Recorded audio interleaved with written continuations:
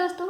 तो आज की कहानी ये बताती है कि किसी भी समस्या या परेशानी के समय अगर हमारा मन और मस्तिष्क समस्या से कहीं ज़्यादा समाधान पर फोकस करता है तो ऐसा मन और मस्तिष्क बड़ी से बड़ी समस्या, बड़ी से बड़ी परेशानी को भी हल करने की ताकत रखता है, उसे हराने की ताकत रखता है।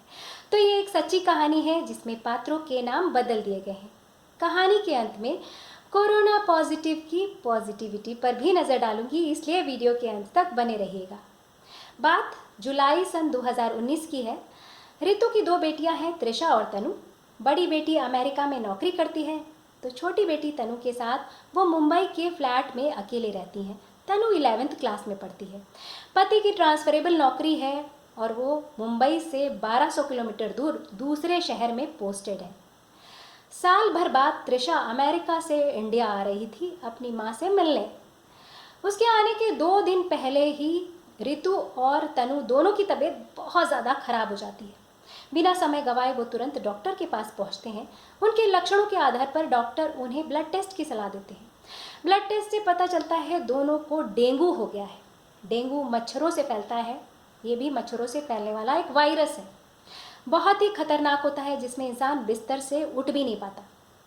जब डॉक्टर को ये पता चला कि उनके घर पर केयर लेने वाला कोई नहीं है तो उन्होंने उन्हें कुछ दिन के लिए हॉस्पिटल में एडमिट होने की सलाह दी।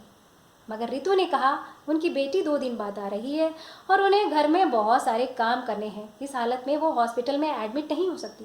उनके जज्बे को देखते हुए डॉक्टर ने उन्हें सलाह दी कि उन्हें 20 से 25 ग्लास पानी दिन भर में लिक्विड लेना है। वो जूसेस भी हो सकते हैं, सूप्स भी हो सकते हैं, इलेक्ट्रॉल वाला पानी भी हो सकता है। वो घर आई उस बीमारी में जिसमें हफ्तों तक लोग बिस्तर से नहीं उठ पाते। बार बार किचन में जाकर हर तरह का लिक्विड वो प्रिपेयर कर रही थी, खुद भी पी रही थी और अपनी बीमार बेटी को बैठा बैठा कर भी पिला रही थी। 24 घंटे के हवाई सफ़र के बाद जब उनकी बेटी घर पहुंची तो उसके लिए उन्होंने काफ़ी इंतज़ाम कर रखा था, जिसे देखकर वो आश्चर्यचकित रह गई। पानी पीने की वजह से ही शायद उनका बुखार 102 डिग्री से ऊपर नहीं गया।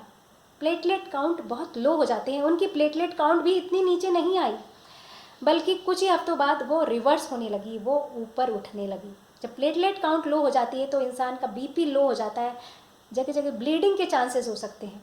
इन सब खतरों से वो बच गई, सिर्फ एक प्रिकॉशंस लेने से, पानी पीने से।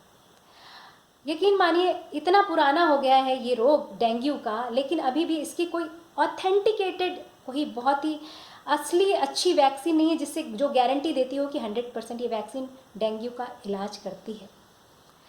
कुछ ही हफ्तों में वो घर संभालने लायक हो गई। इस बीमारी में रैशेज आते हैं जिसमें बेइंतहा खुजली होती है। उन्होंने अपने रैशेज को भी हाथ नहीं लगाया, उसमें बार बार कैलामाइन लोशन लगाती रहीं, ठंडा पानी लगाती रहीं और 4 दिन में उनके रैशेज भी गायब हो गए।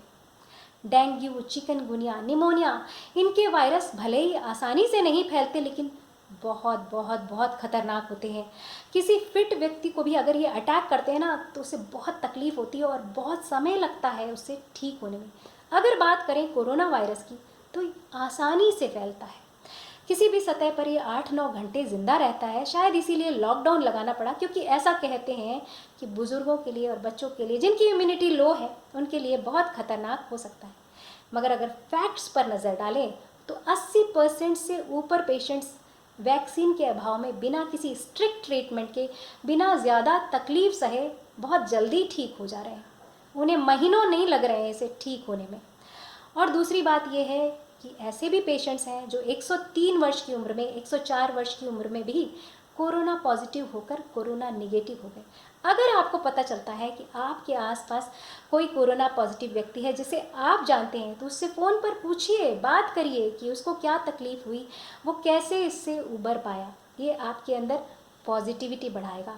मृत्यु के आंकड़ों पर ज़्यादा नज़र मत डालिए, उनसे कुछ भी फ़ायदा होने वाला नहीं है। कोई बुज़ुर्ग हो, कोई बच्चा हो आपके घर में, आप पहले ही सोच लें कि ये तो इसके लिए हार्मफुल है तो ऑटोमेटिकली वो हार्मफुल ही होगा। तो जो पुराने वायरसेस को भगाने के तरीके हैं कि तरल पदार्थ ज़्यादा लीजिए, वैक्सीन के अभाव में ये रास्ता इस वायरस के ऊपर भी अपनाया जा सकता है। टेक प्रिकॉशंस, थिंक पॉजिटिव, अच्छा सोचिए, अच्छा ही होगा। तो दोस्तों, अगर आपको मेरी बातें, मेरी कहानियाँ अच्छी लगती हों तो प्लीज़ मेरे YouTube channel Sonia Agarwal story teller को सब्सक्राइब ज़रूर करिएगा। और अगर ये वीडियो पसंद आया हो तो इसे लाइक और शेयर ज़रूर करिएगा।